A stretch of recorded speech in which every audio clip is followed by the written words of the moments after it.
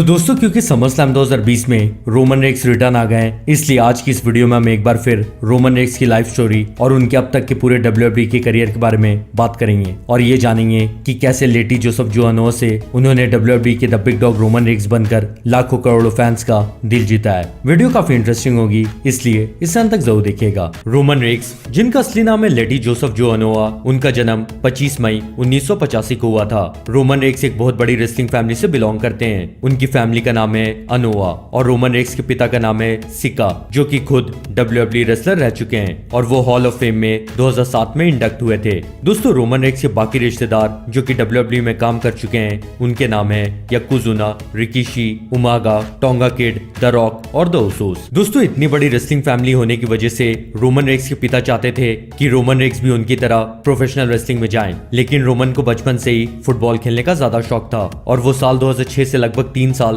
College के दिनों में फुटबॉल खेलते रहे। और दोस्तों वो इतना अच्छा खेलते थे कि उन्हें उनकी टीम का कैप्टन भी बना दिया गया था और इस बीच WWE ने उनसे बहुत बार कांटेक्ट भी किया, लेकिन रोमन रेक्स मना करते रहे। पर 10 नवंबर 2008 को रोमन ने फुटबॉल करियर से रिटायरमेंट ले ली। दोस्तों WWE के बार बार उनसे कांटेक्ट करने के बाद फाइनली रोमन रेक्स ने साल 2010 में WWE के साथ डेवलपमेंटल कॉन्ट्रैक्ट साइन कर लिया और उन्हें ट्रेनिंग करने के लिए फ्लोरिडा चैंपियनशिप रेसलिंग यानी कि FCW में भेज दिया गया। दोस्तों अब आप सोचेंगे कि FCW क्या है, तो जिनको नहीं पता उन्हें मैं बता दूं कि आज जैसे मेन रोस्टर में भेजने से पहले NXT में रेसलर्स को तैयार किया जाता है, ठीक उसी तरह पहले जब NXT नहीं था तब सुपरस्टार्स को मेन रोस्टर में जाने से पहले FCW में ट्रेनिंग लेनी पड़ती थी। दोस्तों रोमन रेक्स ने FCW में डेब्यू दिया 9 सितंबर 2010 को और तब उनका नाम था रोमन लीकी, ना कि रोमन रेक्स। उन्हें कमेंटेटर लीकी के नाम से ही ज्यादातर बुलाते थे और रोमन लीकी उनके डेब्यू मैच में रिची स्टीमबोट से हार गए। दोस्तों रोमन रेक्स को FCW में उनकी पहली जीत मिली फैड रैकमैन से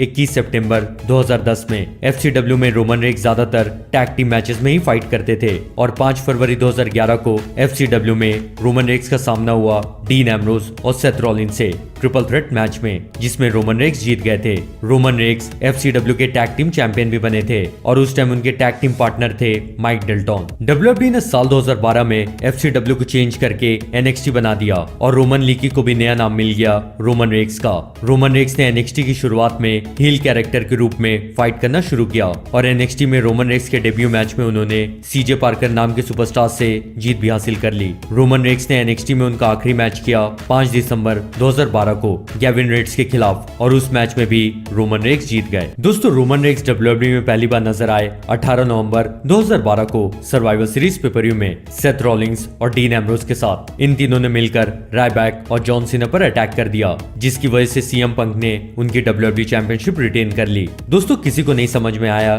कि ये तीनों आखिर है कौन, लेकिन अगले दिन के रॉ में इन्होंने खुद को द शील्ड नाम से इंट्रोड्यूस किया और बताया कि इन्होंने कसम खाई है हर इनजस्टिस का जवाब देने की। दोस्तों रोमन रेक्स का WWE में पहला डेब्यू मैच हुआ 16 दिसंबर 2012 को TLC पेपरव्यू में और रोमन रेक्स ने इस पेपरव्यू में 6 man tag team tables, ladders and chairs match में कम्पीट किया और द शील्ड उनके डेब्यू मैच में केन, डैनियल ब्रायन और रायबैक को हराकर जीत गए। दोस्तों 19 मई 2013 को रोमन रेक्स ने WWE में उनकी पहली चैंपियनशिप जीती। सेथ रॉलिन्स के साथ टीम अप करके एक्सट्रीम रूल्स पेपरव्यू में उन्होंने टैग टीम चैंपियनशिप जीत ली। दोस्तों शील्ड फिर एक के बाद एक मैचेस जीतते रहे और वो कब हील कैरेक्टर से फेस बन गए किसी को पता ही नहीं चला। शील्ड सब फैंस का दिल जीतने लगे और उसी दौरान शील्ड के तीनों मेंबर्स ने 2014 के रॉयल रंबल में एंट्री की और रोमन रेक्स ने केन का रिकॉर्ड तोड़ते हुए उस साल के रॉयल रंबल में 12 एलिमिनेशन किए और भले ही उस रॉयल रंबल में रोमन रेक्स नहीं जीते, लेकिन सबको समझ आ गया था कि आगे जाकर रोमन रेक्स बहुत ही बड़े सुपरस्टार बनने वाले हैं। दोस्तों द शील्ड पूरी दुनिया में सबका दिल जीतते जा रही थी और रोमन रेक्स को फैंस बहुत ही ज्यादा पसंद कर रहे थे,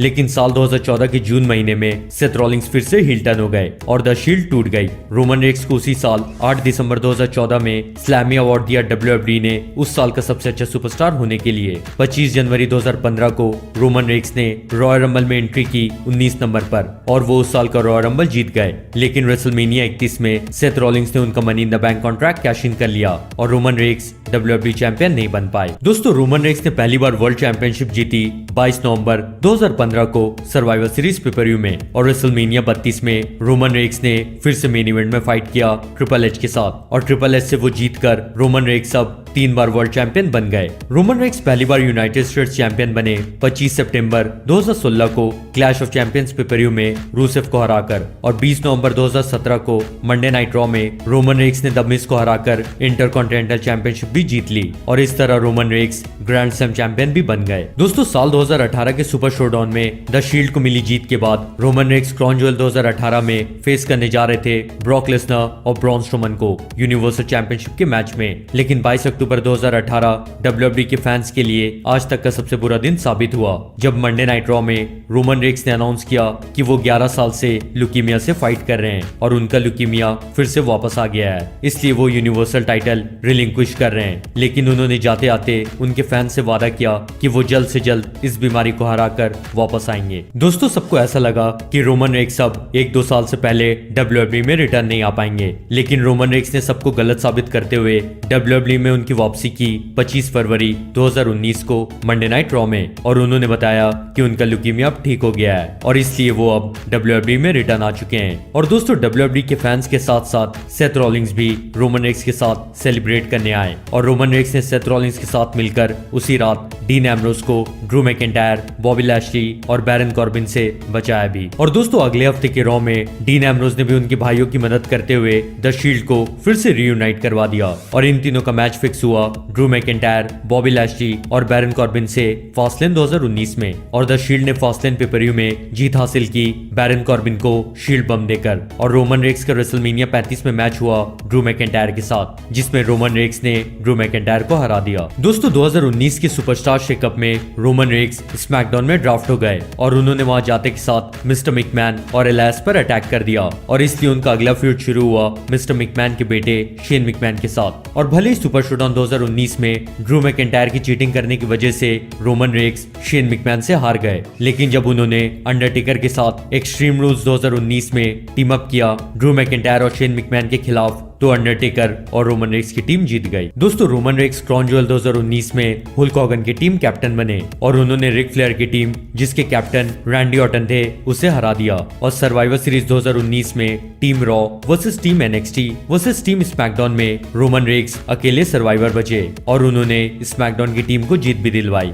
दोस्तों इसके बाद रॉ रंबल 2020 में रोमन रेक्स ने किंग कॉर्बिन को फॉल्स काउंट एनीवेयर मैच में हरा दिया, और वो रॉ रंबल में फाइनल 2 तक पहुंचे, और सुपर शोडाउन 2019 में स्टील केज मैच में फिर से कॉर्बिन को हराकर रोमन ने उनका फ्यूड कॉर्बिन के साथ खत्म कर दिया। और दोस्तों क्योंकि बिल गोल्डबर्ग नए यूनिवर्सल चैंपियन बन गए थे, इसलिए फ्राइडे नाइट स्मैकडाउन में रोमन ने चैलेंज कर दिया बिल गोल्डबर्ग को यूनिवर्सल चैंपियनशिप के मैच के लिए रेसलमेनिया 36 में, और दोस्तों इन दोनों का मैच सेट भी हो गया, पर दोस्तों कोरोना वायरस के कारण ये मैच नहीं हो पाया, और रोमन रेक्स WWE से चले गए, और ब्रॉन स्ट्रोमन ने गोल्डबर्ग को हराकर यूनिवर्सल टाइटल जीत लिया। दोस्तों रोमन रेक्स के रिटर्न का इंतजार फैंस ने 6 महीने से ज्यादा किया, और उनका इंतजार फाइनली खत्म हुआ समरस्लैम 2020 में, जब द फिंड ने स्ट्रोमन को हराकर यूनिवर्सल टाइटल जीत लिया था। उसके बाद रोमन रेक्स ने रिटर्न आकर न सिर्फ द फिंड पे अटैक किया, बल्कि उन्होंने ब्रॉन स्ट्रोमन को भी नहीं छोड़ा, और अब रोमन रेक्स यूनिवर्सल चैंपियनशिप जीतने के लिए पूरी तरह से तैयार हैं। वैसे दोस्तों आपके हिसाब से क्या रोमन रेक्स दूसरी बार यूनिवर्सल चैंपियन बन पाएंगे या नहीं, कमेंट करके मुझे जरूर बताएं। दोस्तों रोमन रेक्स के करियर की सबसे बड़ी जीत थी रेसलमेनिया 33 में,